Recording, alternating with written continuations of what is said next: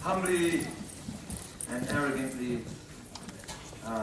we are very near the end of these 2 very intense, thrilling days. So, we are just about to let the future begin. And we will try to sum up all that we have discussed in these past 2 days. And in order to do that, we have to go back to the future.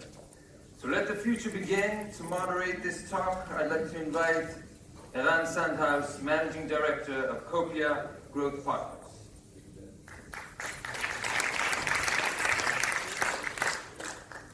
Thank you very much, and good to see you all. We have actually the most respected spot right towards the end, so I appreciate you being here. Yay!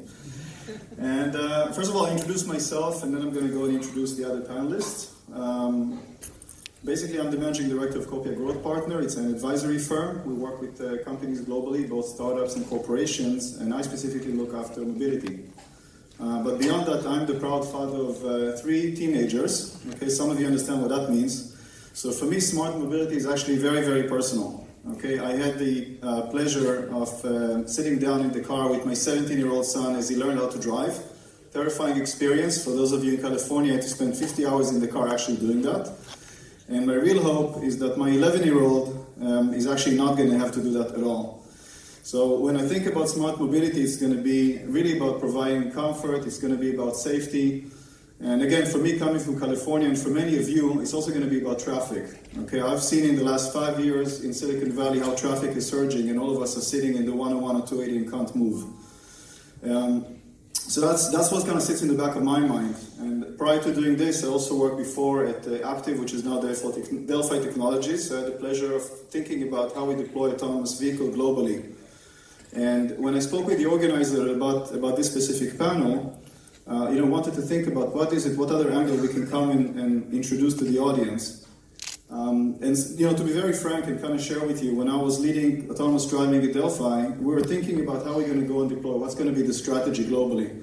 And first of all, like many others, we thought we're going to deploy, in the US and European market. It became very, very clear to us that we're going to work, with the German OEMs, with the US OEMs. There's a lot of activity, a lot of investments. But, in retrospect, and especially after seeing what's going on now, I know that what's going to happen is actually Asia is going to be where a lot of this is going to happen. So this panel is going to be about Asia. We're going to talk about the Asian angle and what's going on there. For many of you, you're probably thinking about autonomous driving and you're thinking about the European and American markets, but in reality, 2/3 of the world's population is in Asia. Not to mention that some of the largest challenges that have to be solved and resolved and what the future is going to look like is really going to be about how things are going to move over there. Many people have quoted in the last few days probably the figure of 1.2 million people that get killed each and every year in traffic accidents. Again, most of those are in Asia. So we have a huge opportunity and a very big challenge to go and address that. And before I go further, I actually want to share with you a little bit of video of what I think this future is going to look like, just to set the vision. So give me 1 second here.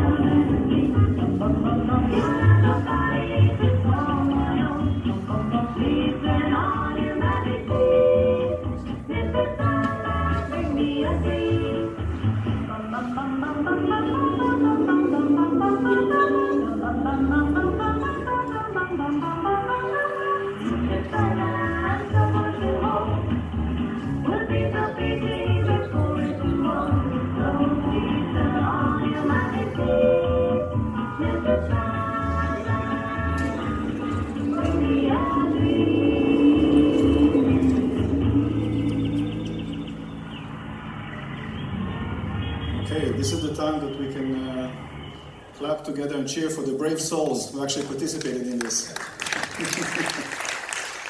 All right, so now I'm going to call to the stage some of my esteemed colleagues, really market leaders in their space that deal with the Asian market, and they're going to explain to us how they're actually going to make all of this a reality. Okay, so first I'm going to call to stage Mark Joseph, Chief Development Officer Global for Transdev. Welcome, Mark. Okay, next I'm going to call Mr. Chu Min Long, who's the Chief Marketing Officer for ST Engineering out of Singapore. Welcome. And next I will call Amit Kalyani, okay, who's the Executive Director at Bharat Forge out of India. Welcome.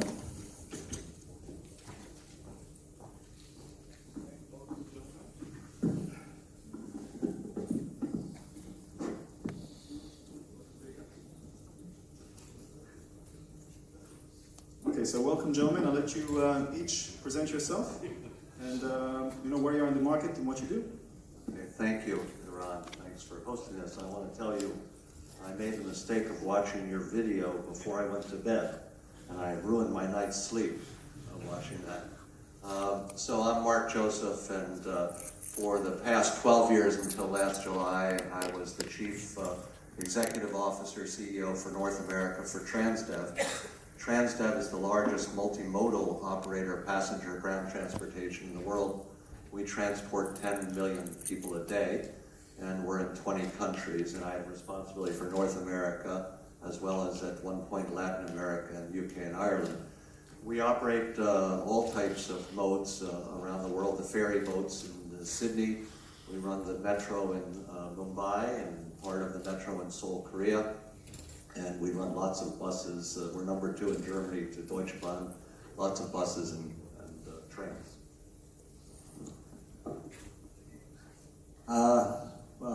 Afternoon, I'm Chu Min Leong, I'm the Chief Marketing Officer of ST Engineering. Before I make a quick introduction, perhaps I can show you a little short video about how technology is going to help to change the land transportation system in Singapore. Okay, give us a second, get that set up. Technology is transforming our lives for the better.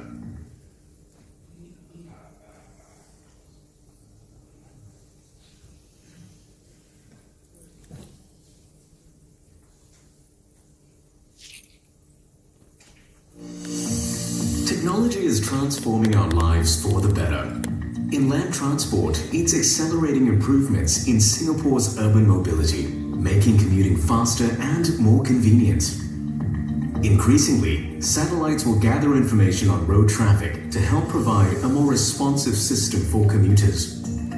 Real-time reaction to traffic demand and better integration of traffic lights will create a smoother flow on our roads. Smart technologies are progressively being introduced, such as smart sensors, which will enable continuous condition monitoring, providing data for analytics and predictive maintenance to improve service reliability, making the performance of routine tasks faster and easier. The industry is continually researching emerging technologies, such as autonomous vehicles, that have the potential to enhance the transport system and deliver services that respond more flexibly to demand. Technology is also transforming the roles of those in the industry, with new skills and ways of training creating more opportunities. As land transport moves into the future, it is, above all, the people in the industry who will drive its transformation. Each and every one plays a part in delivering a land transport system that is fully integrated with commuters' lifestyles, convenient and reliable for all.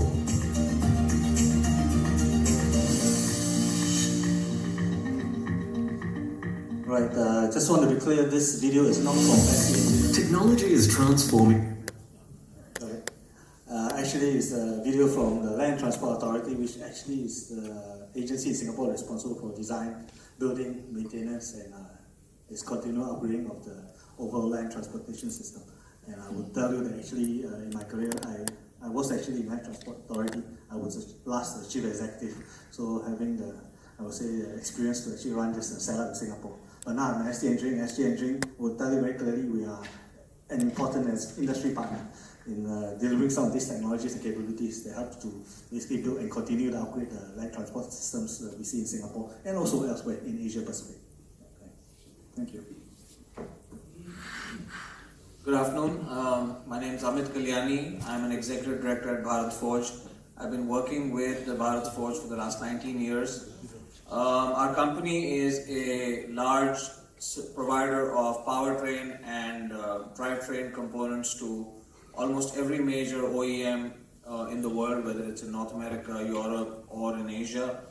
We have manufacturing in North America, Europe, and Asia, and as we see this transformation of the automotive landscape taking place as right around us, we have made a concerted, let's say, a determined vision and a determined effort in taking a position in this electric mobility, autonomous mobility landscape, and we believe that this is something that will dramatically enhance safety and quality of life for people all over the world.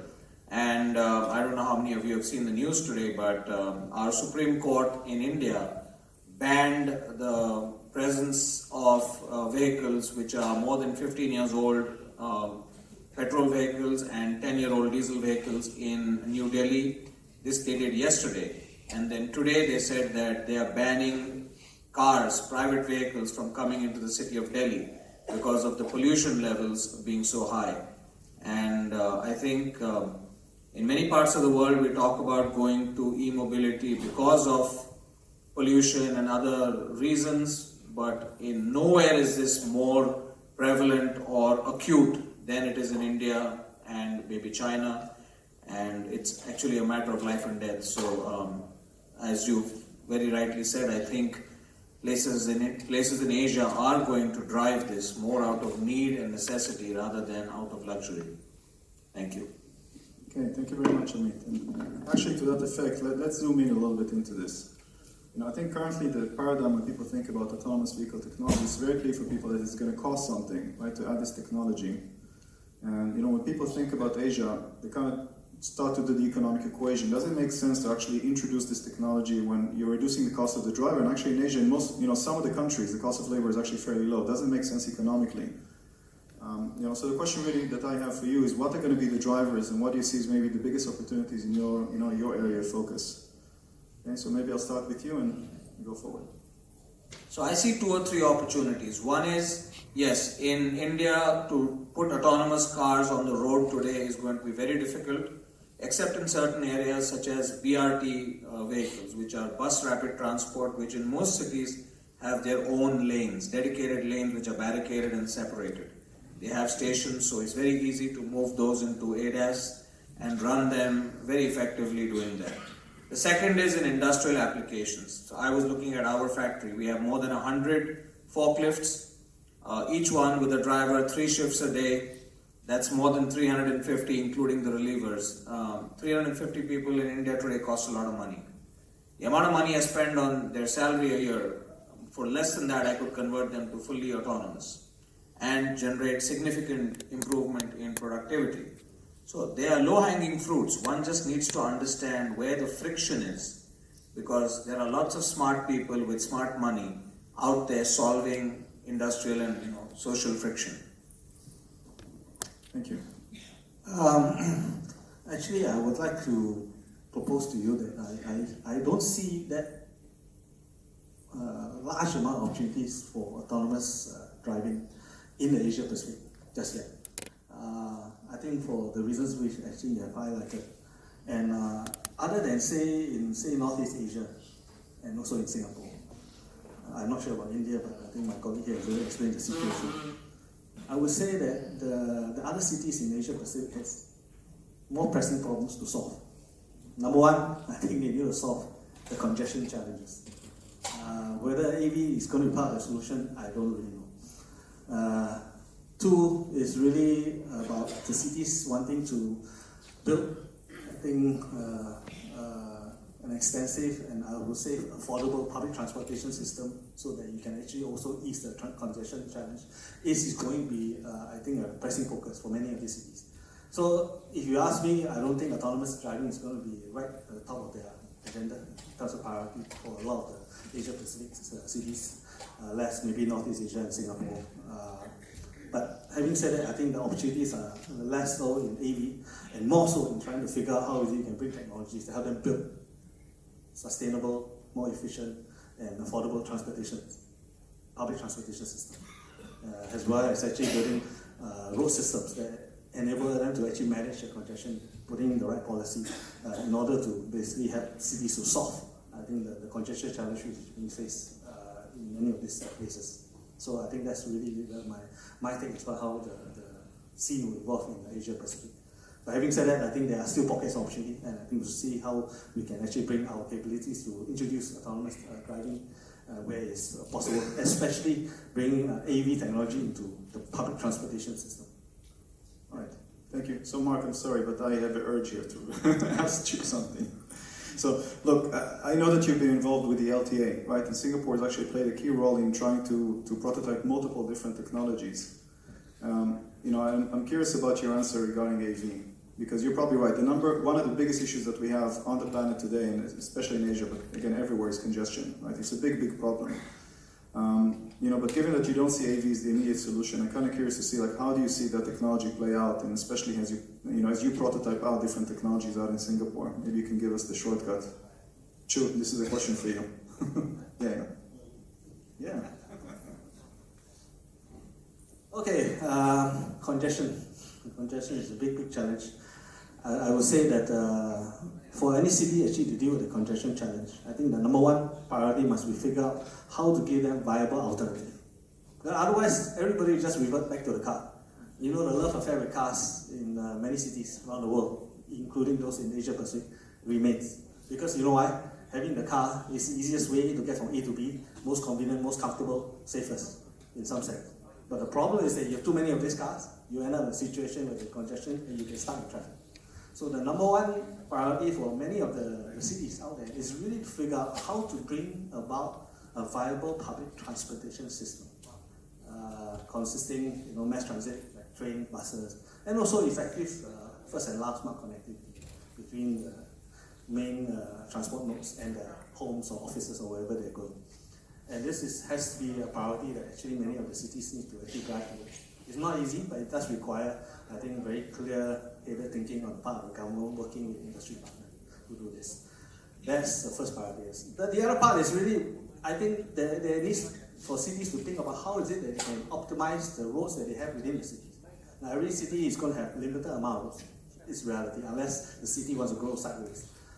In Singapore, we dedicated something like 12% of our variable land to roads itself. And even that, I think, is a challenge trying to accommodate all the cars that we have, vehicles we have in Singapore. And one way to deal with this is to use technology. Technology today gives you the ability to actually build intelligent transportation system for road management, where you can actually have all-pervasive sensors to know what is going on, to get sensing of the traffic condition of what the commuters are actually doing today, and then actually link this back, I suppose, to a center where analytics can be applied, and then to determine how is it that you can do controls in order to optimize. Overlay on this also, there needs to be the appropriate policy about controls in terms of population of cars, as well as potential charging for congestion. So to shape the behavior. And ultimately, I think it's a combination of having a more efficient road system as well as investing in public transportation so that will allow cities to actually solve the larger congestion challenge facing them. Okay, very good, thank you. So I think that's a good segue for you, Mark. Well, you know what, we still see this enormous density in so many cities, including not just in the developing world, we see it where we live, old cities that still have many challenges. And so, for sure, I think the fixed route systems are going to be there, rail, bus, but that means that we need to have strong connectivity to those systems. And what we have today is very difficult connections where we have high volume passengers.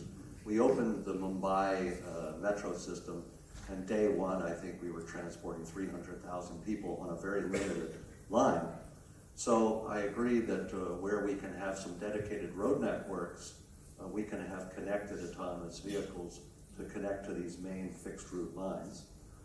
And we can see also a number of applications for micro-transit Doesn't have to be a full-size bus to carry a lot of people. Right now, we see the load factors for ride-hail, 1 to 2 passengers.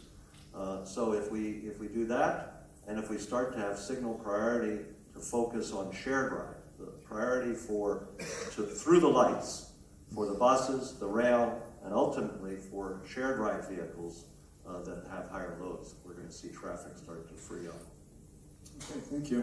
Yeah, I think to that effect, we've all seen that the shared mobility, companies brought with them a lot of promise, but they also brought with them a lot of congestion.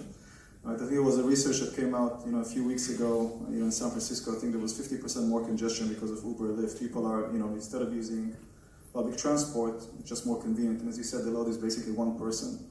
But some stuff is actually moving in the right direction. If you go now to San Francisco and many cities around the world, you're going to start to see scooters, right, everywhere. And you see them also here in Tel Aviv, with Bird and Lime and others.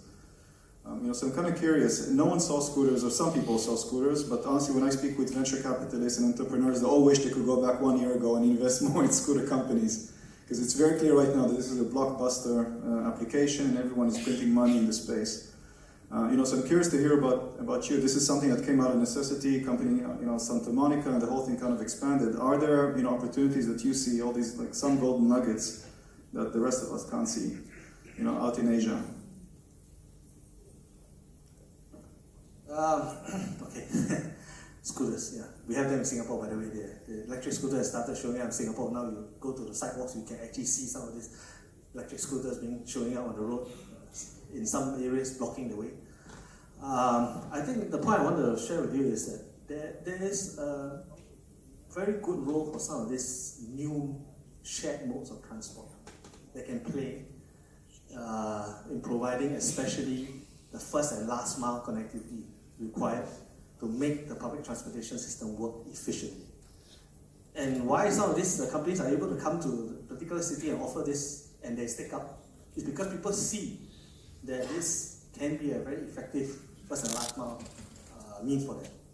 But what I'm trying to say is that I think for many cities, there needs to be, I think, a way to think of all these different modes of transportation, especially the first and last mile, to think of it as a larger system. And to ask us itself, the city itself, what are the key means that they need to put in place so that the citizens themselves, the commuters, actually have a useful range of first and last mile connecting means, and therefore relying on the car. Now, having said that, it's of course easy to say that this framework.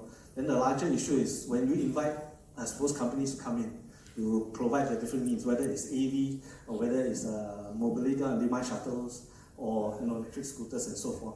The larger question is how do we ensure that the company also has the long-term interest of the city at play?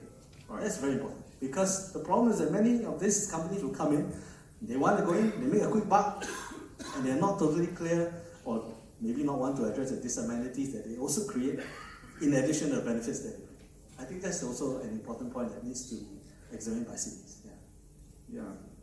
Eran, you're looking for unique ideas that we might adopt elsewhere that are coming out of Asia, but I can say that you and I were here last year, and we heard from someone at Didi say that they were going to buy 1 million electric vehicles in 1 year with an ROI of 2 years on those vehicles, and we see that kind of massive scaling. We're the largest operator of electric vehicles in Europe, but when one city in China is putting 16,000 BYD vehicles, you're talking massive deployment of electric vehicles. And I think when we see our struggle to adopt in the States, Europe, elsewhere, even with a desire to convert, this is one of the things we're going to learn around the world is what we're going to do in the battery technology, fast charging, all of those things associated with electric vehicles. Okay, thank you. I have a slightly different take on this, and that is not every country in the world is as disciplined in terms of infrastructure or in terms of putting infrastructure in place ahead of demand the way Singapore is and certain other places are. At the same time, in countries like ours, there is huge demand for transportation. People's aspirations need to be met. How do you do this without ruining the environment and at the same time being efficient? India produces roughly 30 million two-wheelers a year. These are used by people in cities and semi-urban areas to transport to work and back. They are significant polluters because they are all gasoline-based. Converting these to electric is a very big opportunity. It's an opportunity which is very live because they typically are back to base, or they are parked for 8 hours a day when the person is at work. Very easy to charge. Similarly, all kinds of buses that are used for transportation are also back to base vehicles. Delivery vehicles are back to base vehicles. We see a huge opportunity of taking pollution out and converting a large part of the people transportation and last mile goods transportation to electric / hybrid / range extender, so that pollution and quality of air can improve substantially. So the solution has to be kind of unique to every market and based on what the problems in the market are.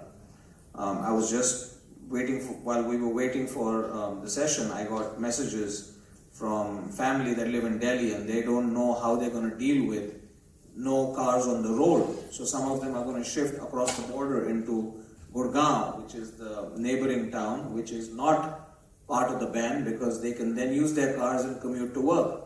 So can you imagine, being in San Francisco or Los Angeles and saying that there's no cars allowed from tomorrow?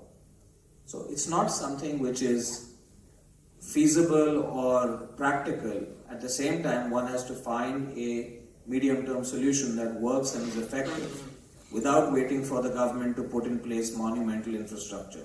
So I think there is a large opportunity for doing things quickly, which are effective, without waiting for the big things to happen. And I also want to give one more analogy. I think in markets like India, we have benefited from not being first to market with any kind of big solution. Let's take the telecom industry, for example. When India opened up mobile telephony, we came in very late, in the early 90s. And at that point in time, they were able to put in the state-of-the-art technology at a fraction of the cost because they didn't have 5 generations of equipment that was put in, taken out and stuff like that. And they were able to offer the lowest cost mobility telephone connections in the world. And we now have close to 1 billion mobile phones. So that's the kind of explosion that's possible if you can pace your investments and also ride the investments when they are mature. So you have to look at easy solutions or simple solutions which address immediate issues, and at the same time keep your ball on when the big ticket items can be put in place. Thank you, Amit. So I think in your answers I heard a few things. I heard one is a conversation about infrastructure, right? In the phase that we're in, and of course Asia is a huge place and you've got different countries in completely different spaces. And the other thing that I heard is multiple modes of transportation, right? We talked about trains, we talked about vehicles. What we didn't discuss is vertical takeoff and landing, okay? And maybe India is going to be the first one to jump there. But what I'm curious about is how do you see all these different things play out, okay? From where we are today, from point A to that point Z somewhere in the future where, at the end of the day, a human being just wants to get from one point to the other, right? And they want to do it efficiently and, with convenience. And I think that's kind of like the question that you guys are grappling with. So curious to hear your vision about that. So right now in India, large part of the transportation is done in a couple of cities. We have metro trains and local trains like Mumbai does, plus it has metros. We have about 17, 18 cities in India which have metro, but I think that covers less than 5 to 15% of the total commuters of the cities. Then you have buses, and you have large number of two-wheelers and four-wheelers. Clearly, I think there's an opportunity, simply because of cost of fuel in India, to convert a large part of the two-wheelers and some part of the commuter vehicles into electric, because that is a large cost saving. We've estimated that the cost of an electric vehicle, the variable cost of running it, is 1/3 of a diesel vehicle. So obviously it's a financial play, it's a very viable financial play, and there are plenty of people to back it. So that's one side of the story. I think I'll leave it to our colleagues to answer the rest. Thank you. Well, first, I think we're going to see a strong emphasis on linking all of these modes. So we start to see the beginnings of mass mobility as a service. We see Uber and others trying to link modes and start to build the content. And we see government-sponsored mass, and then we see aggregators trying to invest and build what could be a subscription model around transportation. I think we're going to see not only the navigation, the journey planning, but an ability to pay in one mode, in one manner or another. In the more developed areas, I think it will be subscription. In less developed, it would be sort of ad hoc. I think we're going to see a lot of change in the trucking and delivery business, including a lot of electric vehicles and some deployment of autonomous vehicles, but we're talking about passenger. And there's one last point I'll come back to later, is there are huge informal transportation networks. We are generally talking about formal transportation, but half the world, especially in the developing world, is jitney service and informal networks. And so the question is, how are we going to bring them in and connect them as part of the system? I think the trend of rise of urbanization is inevitable. And there are going to be many more cities and many more people in all the cities. And the trend for many of these cities is really trying to drive commuters away from their love affair with the car and really get them to adopt public transportation. And I would say in order for increasing level of adoption of public transportation, I think there's a big role to play by all these shared modes of transportation, which you have mentioned, including vertical takeoff means. That could be one possibility. And I would also say that the shared means, whether it's actually driven or actually it's autonomous, I think it's a huge set of opportunities that's presented, I think, for the cities and also for the industries trying to provide this set of opportunities. The only thing I want to highlight is that perhaps I think maybe the sharing among cities on how to basically optimize on the different shared modes of transportation and how they can be useful as a first and last mile connecting means for larger mass transit. I think that sharing is probably insufficient. I think there's a lot more that can be done for sharing between cities, sharing between industries. And I also want to say that, for a company like SC Engineering, we are also trying to help not just Singapore, but cities outside Singapore to figure out how is it that they can actually improve the overall public transportation system. And one of the things that we, I think, did recently is really we came to Israel, we signed an MOU actually with the Ashdod municipality, which by the way is having their own local elections right now. We signed this MOU in order to see how we can explore opportunities for SC Engineering to work with the municipality to bring our products and our technologies for them to enhance the transportation system, whether it's an intelligent transport system for the roads or for bus fleet management or in potential testing of AV bus as part of the public transport scheme. Thank you, that's fantastic. So, actually, to that effect, since you mentioned that, I mean, there is a little bit of a divide, right, happening between, people, I would say, more on, Europe and US versus what's happening in Asia. Very often, people don't have quite an understanding of what's going on there, and the ecosystems are somewhat divided. And I think, since you've actually announced, very recent news, and congratulations to you on how you're actually going to expand over in Israel, I'm also curious to see how you see and what you would advise, companies over here, what would be the best way for them to reach out and, get more connected into what's happening out in Asia. What would be the optimal manner? I don't want to boast, but if you want to get a region, you can also come and partner SC Engineering. Yes. Because we, to be fair, I think we operate in that part of the world, we know a little bit more. I'm sure our colleagues here also knows quite a bit in terms of Asia and of course in India and so forth. But we do know some cities well in Asia. We have been working with them. We have been part of the larger public transportation improvements that has been ongoing in those cities. And I think it's useful to leverage on the links that we have in order to introduce your technologies to see how is it that we can actually come together, actually provide, I suppose, I think, useful solutions that really can help them to break through some of the challenges that they face. Okay, thank you. Yeah, Mark? Eran, this morning we heard from Michelle talking about Hertz and how Hertz has benefited from the innovation here and the acceleration, accelerator-like drive. And it's my view that it's very impressive. Last night we heard 1,000 international people have come here for this event from around the world. Now I think it's the time for, I've suggested this to Tal at the tribe, to locate an accelerator here in Asia, Right. and start to bring some of the talent here and share it at a local level with folks there. Very good, thank you. Amit, any perspective on collaboration for companies out of India? There are lots of collaboration opportunities between companies in Israel and in India. The obvious part is the scale India offers for any kind of solution is very large. Israeli companies can also take niche technologies which are developed in areas like defense, etc., applicate them to new areas like what we are trying to do with companies here.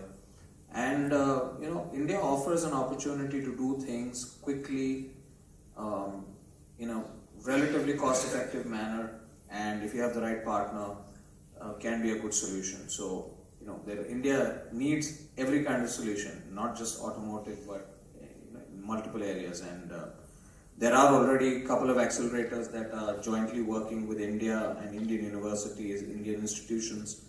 And we are, for one, also working on partnering with a bunch of companies here. So there are multiple avenues available, both organized and individual, that one can pursue. Okay, very good, thank you. Okay, I'm going to try one more thing before we're off. Any questions from the audience? For any of the team members here? Now's your chance, guys. All right. Okay, in that case, I'm going to go and I'm going to give you one then. Okay, so the last one, I think you mentioned governments. All of you talked to a certain extent about government. So I'm kind of curious to hear what do you see as the role of government? In the US, we have 50 states, and each one of them have their own regulations right now until we have the new bill approved in Senate. And some are more bullish and some are less, and some are more restrictive, and that has pretty big effect on the industry and how things are going to go. So I'm curious to see how that's going to play out, from your perspective. So the government in India has taken a very proactive approach in terms of incentivizing the whole e-mobility sector, right from providing over $1.5 billion in setting up charging infrastructure in certain cities to providing incentives on purchase price for electric vehicles. That being said, India is a very big country. It is going to happen in certain pockets where this will take off and be effective, but for the whole country as a whole, or at least large parts of the urban centers to really participate in this, I think it's going to take some more time, but hopefully this will create a few success factors and success stories which will then spread horizontally. Okay, thank you. Government is all important as far as, in terms of attainment of public transportation system that actually works for the city. Government role, I would say, lies largely first in actually planning, in terms of what are the goals you need to actually set for the particular city or country, and then having the ability to bring the resources to bear in order to make sure that we can achieve those goals. That's number one role for government. Number two is really, I think government needs to figure out how to create a good framework, as we do in Singapore, for partnership with the industry. It's very important because the government does not have all the capabilities, not all the technologies that is needed for it to build an advanced land transportation system. It needs to find the right partners, and I think the framework the government can set to have the industry to come forward as partners, I think is rather critical. And the last part is really regulations. When you're dealing with, I suppose, a new set of technologies, whether it's vertical takeoff, autonomous vehicles, buses, and so forth, there needs to be a regime of regulation that is neither too restrictive, but also enough to make sure that whatever is introduced is safe and is sustainable going forward. And I think that's, I would say very simply, the roles of government. And some of that role in Singapore, I think the government has played quite well. The question is, how do we share our experience with the rest of the cities out there so they can also adopt, I suppose, a useful set of framework in order to, I think, develop an advanced public transportation system that works for the city or the country. Definitely, thank you, Chu. Yeah, the LTA I think is really a model that people should be replicating worldwide. You guys have done a great job over in Singapore. Really envious of you. But it's also easier because in Singapore we're only one country, one city, and one nation. So it's only one layer. So there are no municipalities, there is no federal, there's no state, there's no local. It's just one. So it's much easier. But if you can do that, I think it'll help. All right, thank you, gentlemen. And we can stay here and have a lot more fun, but we're out of time. So I want to thank you, and sorry, Mark, we'll do this over dinner. Okay, but thank you very much for participating. It's been a pleasure. Thanks, guys. Well, we want to thank the panel, and we want to thank you all very much. The past 2 days have been absolutely inspiring, so rich with information.